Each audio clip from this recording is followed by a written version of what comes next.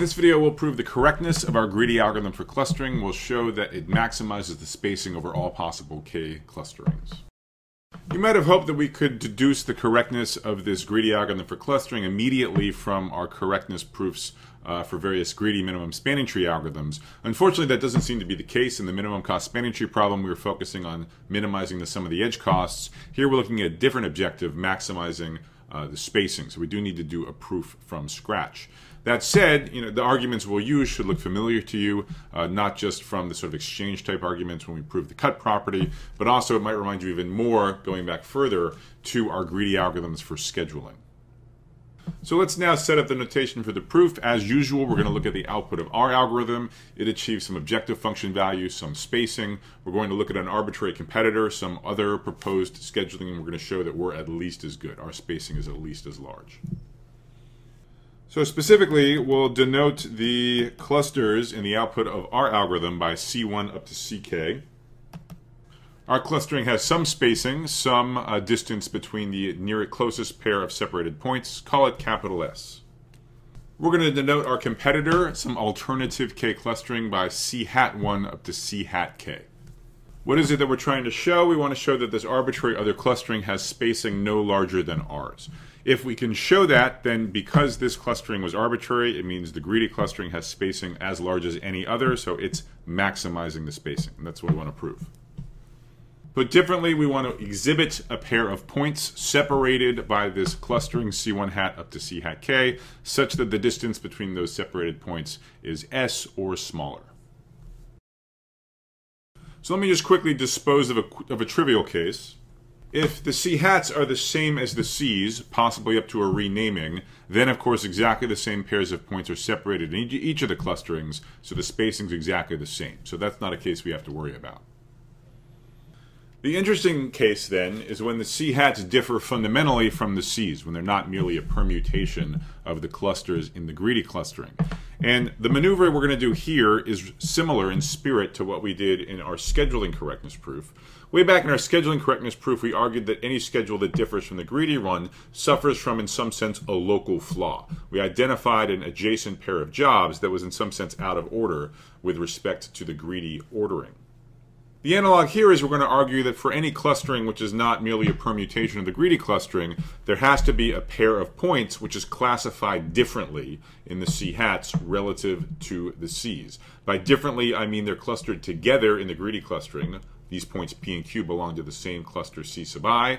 Yet, in this alternative clustering, which is not just the permutation of the greedy clustering, they're placed in different clusters. One, maybe P in C hat I, and Q in some other C hat J. So I want to now split the proof into an easy case and a tricky case. To explain why the easy case is easy, let's observe a property that this greedy clustering algorithm has. Now, the algorithm's philosophy is that the squeaky wheel should get the grease. That is, the separated pair of points that are closest to each other are the ones that should get merged. So for this reason, because it's always the closest separated pair that gets merged, if you look at the sequence of point pairs that get merged together, that determine the spacing in each subsequent iteration, the distances between these sort of worst separated points is only going up over time. At the beginning of the algorithm, the closest pair of points in the entire point set are the ones that get directly merged. Then those are out of the picture. Now some further away pair of points are separated and determines the spacing. Then they get merged. Once they've been coalesced, then there's still some further away pair of points, which is now the smallest one separated. They get merged, and so on. So if you look at the sequence of distances between the pairs of points that are directly merged by the greedy algorithm, that is only going up over time. And this sequence culminates with the final spacing, capital S, of the greedy algorithm. In some sense, the spacing of the output of the greedy algorithm is the distance between the point pair that would get merged if we ran the greedy algorithm one more iteration. But unfortunately, we're not allowed to do that. Okay, so the point is, for every pair of points directly merged by the greedy algorithm, they're always a distance at most capital S away from each other. So the easy case then is when this pair of points PQ, which on the one hand lie in a common greedy cluster, but on the other hand in different clusters of the C hats, if they were at some point not merely in the same cluster, but actually directly merged by the greedy algorithm, if at some iteration they determine the spacing and were picked by the greedy algorithm to have their clusters merged, then we just argued that the distance between P and Q is no more than the spacing capital S of the greedy clustering, and since P and Q lie in different clusters of the C hats, it's separated by the C hats, and therefore they upper bound the spacing of the C hats. Maybe there's some even closer separated pair by the C hats, but at the very least P and Q are separated, so they upper bound the spacing of the C hat clustering. So remember, that's what we wanted to prove. We wanted to show that this alternative spacing couldn't have better spacing than our greedy spacing. It had to be at most as big, it had to be at most capital S. So in this easy case, when P and Q are directly merged by the greedy algorithm, we're done.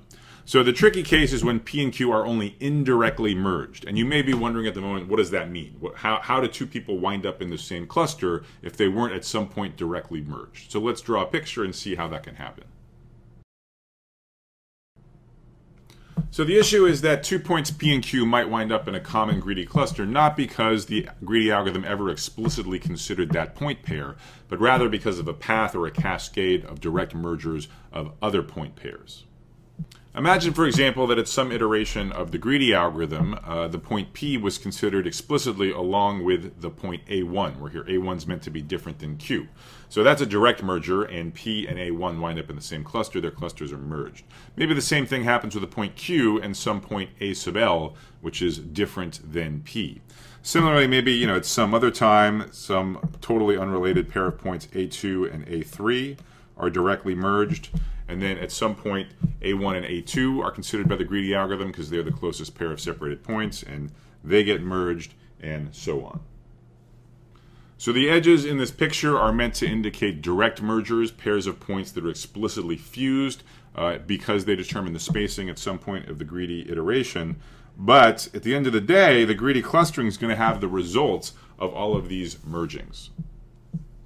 So in case you're feeling confused, let me just point out that we really saw this exact same thing going on when we were talking about minimum spanning trees in Kruskal's algorithm. So at an intermediate point in Kruskal's algorithm, after it's added some edges but before it's constructed a spanning tree, as we discussed, the intermediate state is a bunch of different kinetic components. And there are vertices that have an edge chosen between them. They, of course, are going to be in the same kinetic component, but then a kinetic component could have long paths in it. So you could have vertices that are in the same kinetic component in an intermediate state of Kruskal's algorithm, despite the fact that we haven't chosen an edge directly between them. There's rather a path of chosen edges between them. It's exactly the same thing going on here.